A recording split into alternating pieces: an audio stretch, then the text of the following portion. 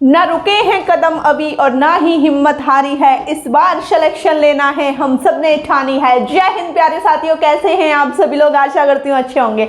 Mission वर्दी channel में आप सभी लोगों का हार्दिक स्वागत है। सो साथियों, आज की क्लास आपकी यूपी जीके की क्लास है। क्लास आपकी 27 है, 1 से लेकर 26 तक मैं आपको करा चुकी हूँ और आप भी बहुत अच्छी तरीके से पढ़ाई कर रहे हैं, तो मुझे भी बहुत अच्छा लगता है। तो बस ऐसे ही पढ़ाई करते रहिए, ऐसे ही अपने माँ बाप का नाम ऊपर करते रहिए और उन लोगों का भी जिनकी वजह से आप पढ़ते हैं। ठीक है, चलिए हम क्लास को स्टार्ट करते हैं। आज की क्लास में मैंने सोचा था कि क्यों ना आपको थोड़े विविध करा दूं, जैसे विविध में इम्पोर्टेंट होते हैं, है ना। तो उसी के बेस पे मैंने आपके ये कुछ टॉपिक्स लिए हैं। टॉपिक में से कुछ नया नया ले लिया है और ये अक्सर पेपर में भी पूछे गए हैं। ठीक है, तो आपका जो ये झूला नृत्य है, ये किस क्षेत्र में किया जाता है? ये आपके ब्रजमंडल क्षेत्र का है। किस क्षेत्र का है? ब्रजमंडल क्षेत्र का है। और मयूर नृत्य भी आपका ब्रजमंडल क्षेत्र का है। ठीक है, इतनी बात समझ गए ना मेरी? झूला नृत्य और मयूर नृत्य आपका ब्रजमंडल क्षेत्र का है। झूला नृत्य श्रावण महीने में किया जाता है। ठीक है, सावन के झूलों ने मुझको बुलाया, ठीक है, ये गाना है ना। श्रावण महीने में झूला नृत्य किया जाता है, श्रावण माह में। ठीक है, समझ गए ना।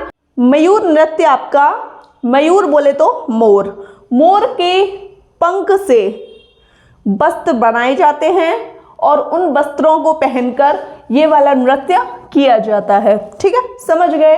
अगला है आपका यूपी में ग्राम पंचायत। भाई ग्राम पंचायत, अपने उत्तर प्रदेश की ग्राम पंचायत के बारे में बात हो रही है। ठीक है, यूपी में ग्राम पंचायत का संगठन कम से कम कितने हजार की जनसंख्या पर किया जाता है? तो भाई जहां 1000 लोग होंगे वहां ग्राम पंचायत का गठन कर दिया जाएगा। ठीक है, समझ गए ना। अगला क्वेश्चन है, बाले मियाँ की दरगाह कहाँ पर है? तो भाई बाले मियाँ की दरगाह आपके मेरठ में है। ठीक है, अगला क्वेश्चन है आपका, प्रसिद्ध चंद्रिका देवी का मंदिर कहाँ पर है? इनका मंदिर है लखनऊ में। ठीक है, चंद्रिका देवी का मंदिर कहाँ पर है? लखनऊ में। ठीक है, स्क्रीनशॉट ले लीजिए। साथियों, अब आपका क्वेश्चन 6 कह रहा है, एक बार देख लीजिए। गोस्वामी तुलसीदास, ठीक है, गोस्वामी तुलसीदास को समर्पित तुलसीदास मानस मंदिर। ठीक है, एक मंदिर है यूपी में, तुलसीदास मानस मंदिर। ये यूपी में किस जिले में स्थित है? तो आप बता दोगे कि ये वाराणसी में है। कहाँ पर है? वाराणसी में, जिसे हम पहले काशी कहते थे, बनारस कहते थे। ठीक है, अगला क्वेश्चन है, यूपी में शहीद मेले का आयोजन कहाँ किया जाता है? तो ये किया जाता है हापुड़ में। ठीक है, समझ गए ना। और अगला क्वेश्चन है, यूपी में चकबंदी कार्यक्रम का प्रारंभ कब से स्टार्ट हुआ? तो सन 1954 ईस्वी से। ठीक है, सन 1954 ईस्वी में चकबंदी कार्यक्रम का प्रारंभ हुआ उत्तर प्रदेश में। बहुत ज़्यादा इम्पोर्टेंट क्वेश्चन है, लेखपाल में तो बहुत ज़्यादा पूछा जाता है। ठीक है, समझ गए ना। और रही बात आपकी यूपी से संबंधित एग्जाम की, तो जो भी आपको पढ़ाया जा रहा है पूरा ही मोस्ट इम्पोर्टेंट है। ठीक है, क्वेश्चन 9 है आपका, गोरखपुर में स्थित राहुल सांस्कृत्यायन स्थान में किन दुर्लभ वस्तुओं का संग्रह है? ठीक है, कौन कौन सी वस्तुएं हैं? तो आप बता दोगे, मोहरें हैं, जो मोहर होती है ना वो। ठीक है, और मृदा पात्र हैं और सिक्के, इनका संग्रह है। ठीक है, समझ गए ना। अगला क्वेश्चन 10 कह रहा है आपका, लोक कला संग्रहालय लखनऊ में कितनी कलाकृतियों का संग्रह किया जाता है? तो भाई कितनी पूछी है? तो ये 1600 कलाकृतियों का संग्रह किया जाता है। ठीक है, स्क्रीनशॉट ले लीजिए। साथियों, अब आपका क्वेश्चन 11 कह रहा है, धर्मचक्र प्रवर्तन की मुद्रा में बैठे हुए, ठीक है, भगवान बुद्ध की प्रतिमा यूपी के किस संग्रहालय में सुरक्षित है? ठीक है, तो आप बता दोगे कि एक संग्रहालय है, पुरातत्व संग्रहालय, वहाँ पर भगवान बुद्ध की प्रतिमा सुरक्षित है। ठीक है, ये कहाँ पर है? ये सारनाथ में है। ठीक है, समझ गए ना। अगला क्वेश्चन देख लीजिए, देश की सबसे लंबी सड़क राजमार्ग संख्या 7, सड़क राजमार्ग संख्या 7 यूपी के किस नगर से शुरू होती है? ठीक है, तो ये है वाराणसी से शुरू होती है। कौन सी सड़क संख्या होती है?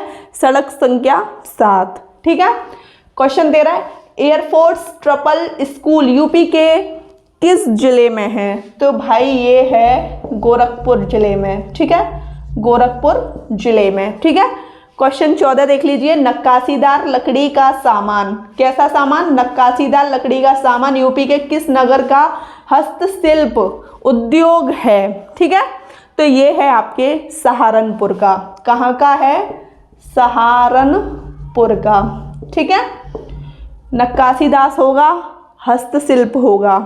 ठीक है, हाथ से बना हुआ उद्योग होगा। ठीक है, भारत का मैनचेस्टर, अब इसने उत्तर प्रदेश का नहीं पूछा अभी, अब इसने अपने भारत का पूछा है, तो आप बता दोगे अहमदाबाद। भारत का मैनचेस्टर किसे कहते हैं? अहमदाबाद को कहते हैं। ठीक है, स्क्रीनशॉट ले लीजिए। साथियों, अब आपका क्वेश्चन 16 कह रहा है, उत्तर भारत का मैनचेस्टर, जैसा कि अभी भारत का मैनचेस्टर पढ़ा था ना आपने, वो अहमदाबाद था। उत्तर भारत का पूछे तो ये हो जाएगा कानपुर। ठीक है, क्या हो जाएगा? कानपुर। क्वेश्चन 17 देखिए, दक्षिण भारत का मैनचेस्टर, ये हो जाएगा आपका कोयम्बटूर। कोयम्बटूर हो जाएगा। ठीक है, दक्षिण का कोयम्बटूर, उत्तर का कानपुर। ठीक है, और भारत का पूछे तो अहमदाबाद। अगला क्वेश्चन है, यूपी में किस वर्ष सभी सरकारी कार्यों के लिए हिंदी का प्रयोग अनिवार्य किया गया? ठीक है, किस सन से किया गया?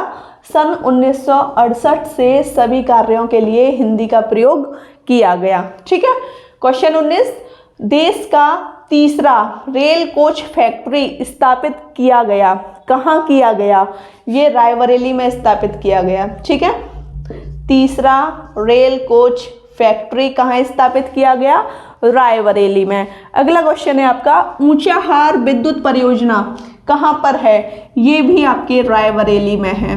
ऊंचाहार विद्युत परियोजना रायबरेली में है। ठीक है, क्वेश्चन 21 बहुत अच्छा क्वेश्चन है, अयोध्या में भगवान श्री राम की मूर्ति कितने मीटर की बनेगी? ये बनेगी 251 मीटर की। और इस मूर्ति को बनाने वाले मूर्तिकार के नाम देख लीजिए, राम सुतार और इनके बेटे अनिल सुतार। राम सुतार और अनिल सुतार भगवान श्री राम की मूर्ति को बनाएंगे। ठीक है, अगला क्वेश्चन है, कारपेट बाजार की स्थापना कहाँ की गई? ये की गई भदोई में। कहाँ की गई? भदोई में। ठीक है, अगला क्वेश्चन है, यूपी में रेल कोच कारखाना कहाँ स्थित है? तो ये रायबरेली में है। ठीक है, रेल कोच से संबंधित कोई सा भी क्वेश्चन आए आपको रायबरेली ही लगाना है। रायबरेली के कहाँ पर स्थित है? लालगंज में। ठीक है, रायबरेली के लालगंज में रेल कोच कारखाना स्थित है। ठीक है, स्क्रीनशॉट ले लीजिए। अब आपका क्वेश्चन 24 कह रहा है, यूपी के किस शहर को छोटा दिल्ली या उद्योग नगरी के नाम से जाना जाता है? तो मैंने आपको बताया था कि हमारे उत्तर प्रदेश की जो सीमा लगती है वो दिल्ली से लगती है। दिल्ली के यूपी के 2 जिले हैं, कौन कौन से हैं? गौतम बुद्ध नगर और गाजियाबाद, जो दिल्ली की सीमा को टच करते हैं। ठीक है, तो यूपी के किस शहर को छोटा दिल्ली और उद्योग नगरी कहा जाता है? तो ये भाई गाजियाबाद को कहा जाता है। किसको कहा जाता है? गाजियाबाद को। ठीक है, अगला क्वेश्चन, यूपी में उच्च न्यायालय कहाँ स्थित है? तो ये आपके प्रयागराज में। कहाँ स्थित है? प्रयागराज में। ठीक है, अगला क्वेश्चन है, सबसे कम विधानसभा सीटों वाला जिला कौन सा है? तो ये श्रावस्ती है। और सबसे ज्यादा विधानसभा सीटों वाला जिला पूछे तो वो आपका प्रयागराज है। ठीक है, अगला क्वेश्चन है, यूपी राज्य का गठन, ये 2 क्वेश्चन है 28 और 27। ठीक है, पहले हम यूपी राज्य का गठन कर लेते हैं। यूपी राज्य का गठन हुआ था 1 अप्रैल 1937 को। ठीक है, यूपी राज्य का गठन 1 अप्रैल 1937 को हुआ था और पहले 1 अप्रैल 1937 को जब गठन हुआ था उस समय उत्तर प्रदेश नाम से नहीं जाना जाता था। ठीक है, क्वेश्चन देख लीजिए ऊपर वाला, यूपी को उसका नाम कब मिला, उत्तर प्रदेश को उसका नाम कब मिला। ठीक है, तो ये मिला था 24 जनवरी